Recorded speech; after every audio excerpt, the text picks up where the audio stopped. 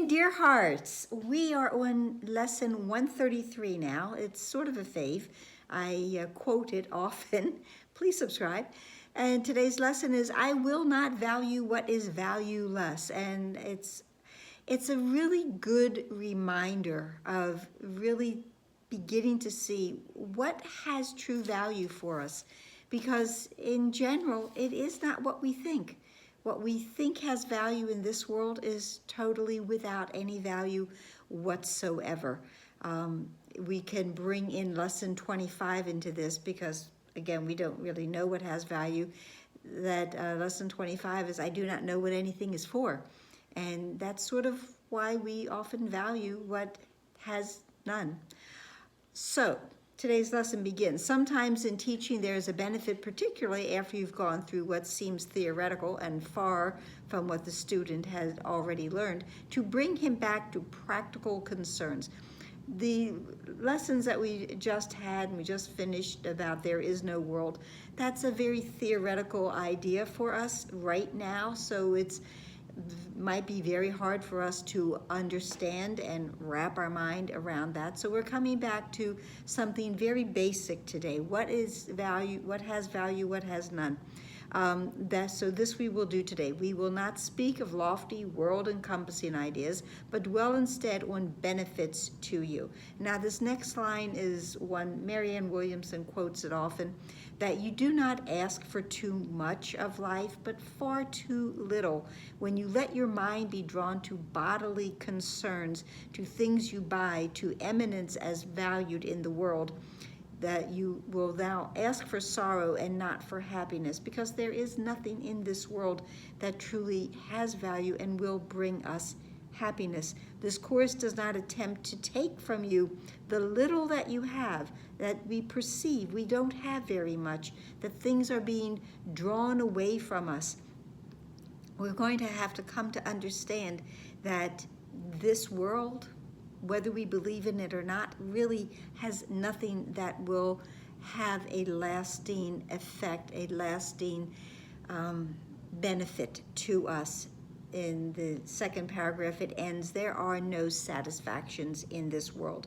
So now today, the lesson is giving us a criteria. It's giving us a list, 4 things to decide and to use for the discernment of what indeed has value in this world. It says, the laws that govern choice you cannot make, no more than you can make alternatives from which to choose. The choosing you can do, indeed you must, but it is wise to learn the laws that you set in motion when you choose and what alternatives you choose between. What do we choose between? We choose between what is real and what is unreal, and ultimately what is true and what is false. And the lesson tells us there's only two. There's only two, and that's what they are.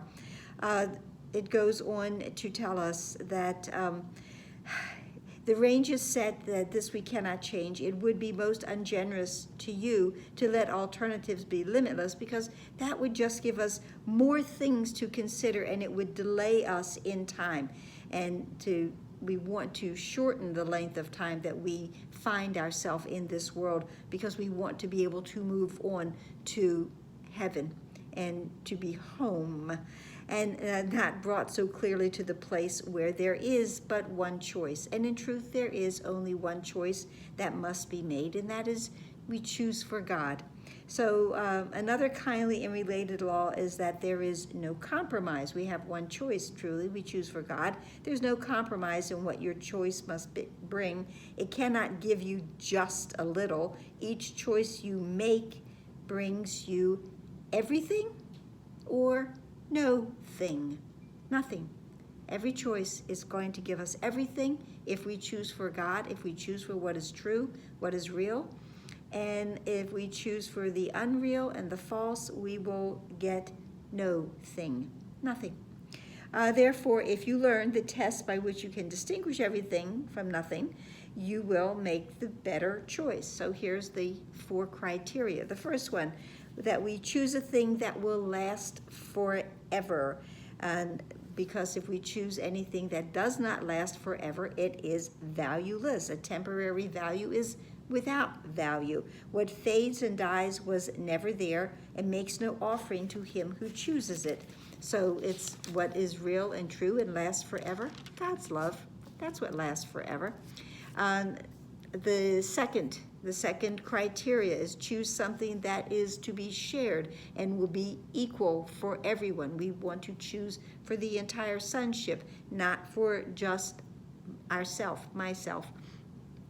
This is because when you deny your brother's right to everything, you have denied your own. You therefore will not recognize the things you really have, denying they are there. Who seeks to take away has been deceived by the illusion loss can offer gain. Yet loss must offer loss and nothing more. So if I'm not choosing for equality and equanimity, then that is not a good choice. The third criteria, and it says that this is the one consideration on which all the other ones all the other ones sit, okay? Rest, that's the word, rest. And why is this choice of value to you? Why are we choosing this? What has attracted us to that particular choice? What purpose does it serve?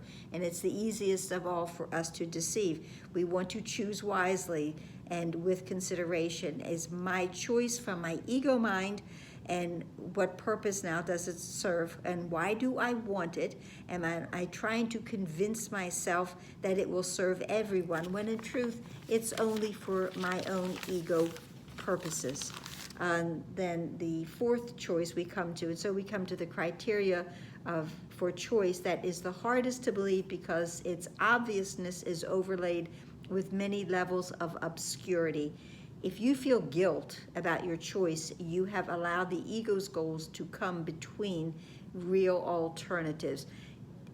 Does my choice induce a guilty feeling? If it does, then I know for sure that this is not a good decision, that this decision will only bring no thing. It will have no value.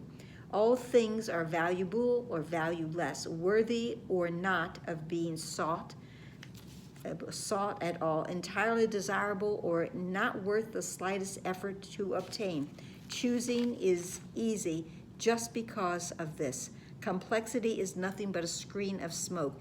Decisions are not really meant or need to be very complex, and that's why we're being told we only have these two things. There's only two things to choose from, and in fact there's really only one choice we ever really want to make, and the choice is for God and his kingdom.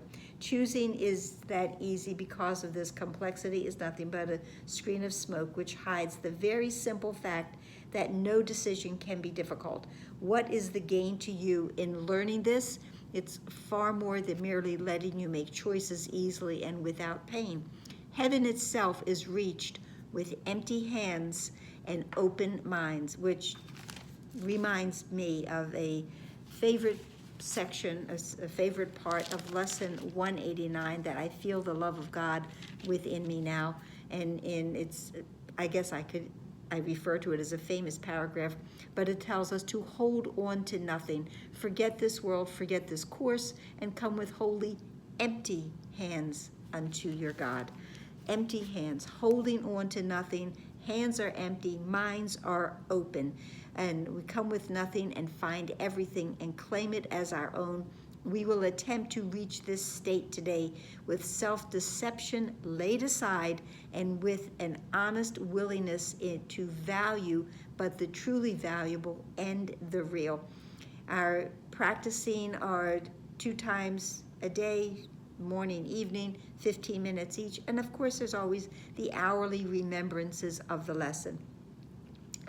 We go into the practice with, I will not value what is valueless, and only what has value do I seek, for only that do I desire to find. And then receive what waits for everyone who reaches unencumbered to the gate of heaven, which will swing open as we approach it. And should you begin to let yourself collect some needless burdens during the course of your day, or believe you see some difficult decision facing you, be quick to answer with this simple thought: I will not value what is valueless, for what is valuable belongs to me. And what is valuable that belongs to me? They are the gifts of God. They have they have great value, they last forever, and they are all that we ever need to have. They are peace, they are joy, they're compassion, there's God's love. There is nothing else that I want or I need over and above that. And I just want to close with a wonderful, favorite quote from chapter 14, which is about teaching the truth. And it says, when you have learned how to decide with God, all decisions become as easy and as right as breathing.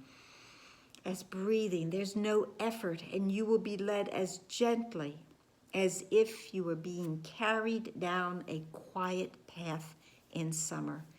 Easy, easy to decide. We decide with God and know that the decision will be one of value, and it will be what indeed we want, what we seek for, the truth. And that's it for today. So please like, please share, please subscribe, please comment, please smile. Please smile. We are coming very close to our last giant, or our next to last actually, giant stride in 2 days. And it's a big one. It's a big one. So smile and breathe, and just know that you will make the perfect decisions today. Namaste.